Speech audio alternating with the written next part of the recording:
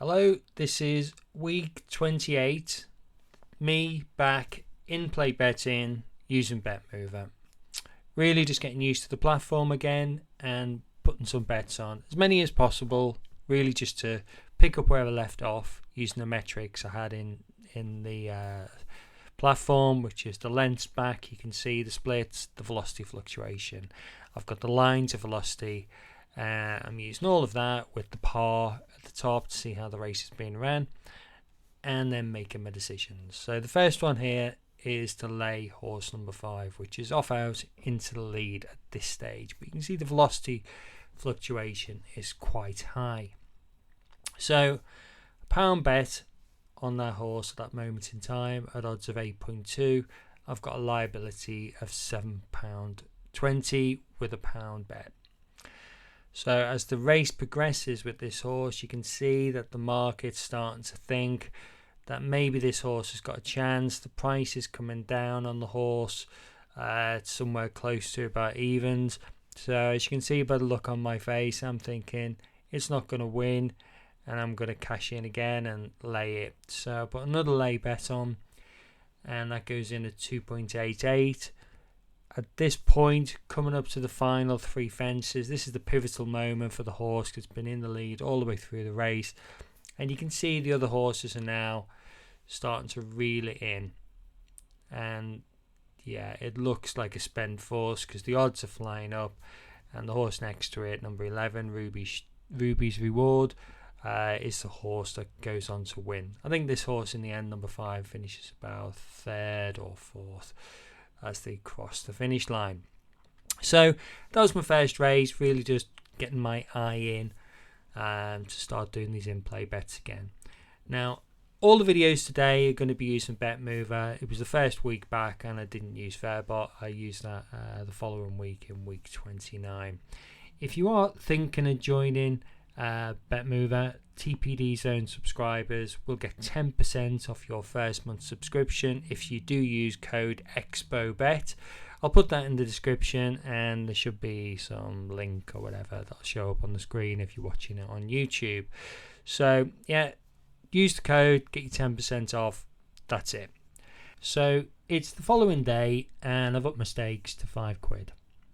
And you can see that I've laid this horse number 4. Quite good odds. My liability is £23.35 and the horse itself, according to the BetMover stats, was showing me enough signals to think that the horse wasn't going to win. Unfortunately, the race was called off. There was an incident at the start of the race and around about halfway, 2/3 of the way around the track, the race was stopped. So that was that. So on we go to the next opportunity, and it's the next race, 3:05 at Wolverhampton, and I've got my eye on a horse which I've seen from the start is kind of, see, with the flat racing, often I'm looking at metrics the opposite of how I would look at them if it was a jumps race. And this horse specifically, Emmeline, I'm looking to lay this horse, so I jump on there and I get on around about 4s. My liability is £17.75 and the split compared to the other close rivals, there is a bit more on and off compared to your top horse there, and yeah, I proved to be correct because Emmeline ended up finishing 4th in the race and it was a winning lay bet. So that was a good start for the second day, up in stakes to £5. This following race was the next day at Ascot and it was the 4 o'clock. And I'm looking for some, again, it's a flat race, so I'm using metrics in a slightly different way.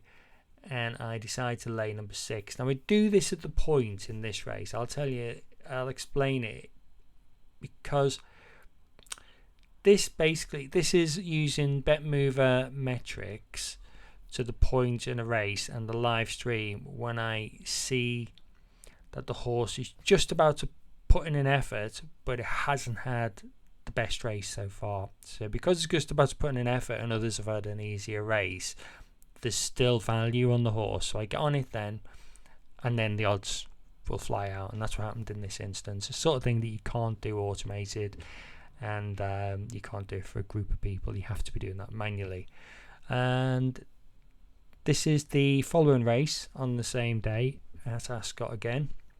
I'm looking quite thoughtful, so I think I'm about to place a bet, and I'm looking here at the top horse in the race, and I lay it there around about 6s.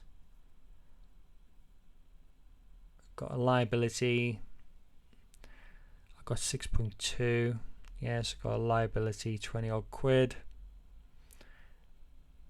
And at this stage in the race, everything's looking quite comfortable because the horse has drifted out and it doesn't look like it's got any chance of catching. In fact, it's going the wrong way. It's a similar situation to the previous bet, where I've been looking at the horse's metrics. I've been seeing how the race has been run according to par, and I'm looking to actually lay the horse at the point where I think it's going to struggle to keep up as the others have had an easier race. So this is the following day, and we're at Chester, which is just down the road from me where I live. If ever you're in this neck of the woods, do let me know if there's Chester races, and possibly we can meet up and have a pint and watch the races. And the video stream was horrible over this day. I think it had something to do with the torrential rain, even though I've got my door open at that time, so it was on and off. It was crazy weather, and yeah, I still managed to find a horse in this one. I've got my eye on number 6, so I lay that. Again, a little bit higher than I'd like. I just get on as the horse was about to struggle, as I've done with the previous few bets.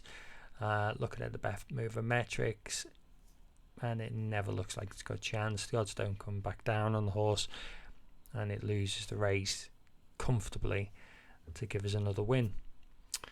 Yeah, Chester Races is quite a nice race course, to be fair.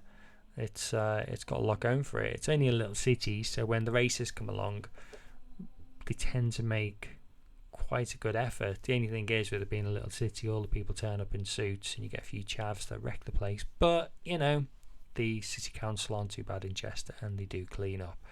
What that's got to do with this, I don't know. Anyway, here's the profit and loss for week 28. You can see that I placed 4 bets at a £5, and I've got one in there for £2. So there's my profit and loss for the week. Thanks for watching. I'll publish next week soon.